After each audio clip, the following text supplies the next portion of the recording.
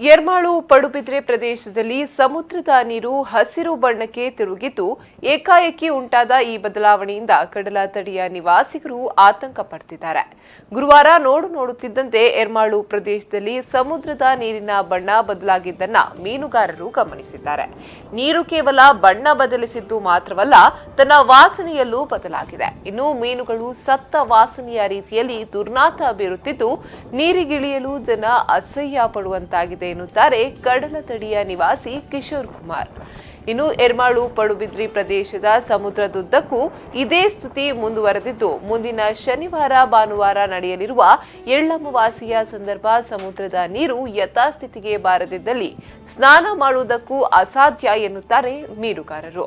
ಈ ಬಗ್ಗೆ ನಮಗೆ ತಿಳಿದಷ್ಟು ಮಂದಿಗಳಲ್ಲಿ ವಿಚಾರಿಸಿದ್ರೆ ಪೂರಕ ಉತ್ತರಗಳು ದೊರೆಯುತ್ತಿಲ್ಲ. ಕಳೆದ ಕೆಲ ಹಿಂದೆ ರಾತ್ರಿಯ ಹೊತ್ತು ನೀರು ರೇಡಿಯಂ ತರ ಮಿಂಚುತ್ತಿದ್ದು ಮಣ್ಣಿನ ಅಡಿಯಲ್ಲಿ ಕಿಡಿ ಹಾರುತ್ತಿತ್ತು. ಇದೀಗ ಬದಲಾಗಿ ನೀರು ಹಸಿರಾಗಿದೆ.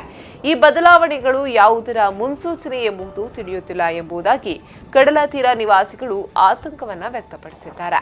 ಈ ನೀರಿನ ಬಣ್ಣ ಕೇವಲ ಕಡಲ ತಡಿಯಲ್ಲಿ ಮಾತ್ರ ಬದಲಾಗಿಲ್ಲ, ಸುಮಾರು ಕಡಲ ದಂಡದಿಂದ 10 ಕಿಲೋಮೀಟರ್ ದೂರದವರೆಗೂ ಹಸಿರು ಬಣ್ಣ ಹೊಂದಿದೆ. ಈ ಬಗ್ಗೆ ಸಂಬಂಧಪಟ್ಟ ಇಲಾಖೆಗಳು ಪರಿಶೀಲಿಸಿ ಸಮರ್ಪಕ ಉತ್ತರ ನೀಡುವ ಮೂಲಕ ಕಡಲತಡಿ ನಿವಾಸಿಗಳ ಆತಂಕವನ್ನ ದೂರ ಮಾಡಬೇಕಾಗಿದೆ.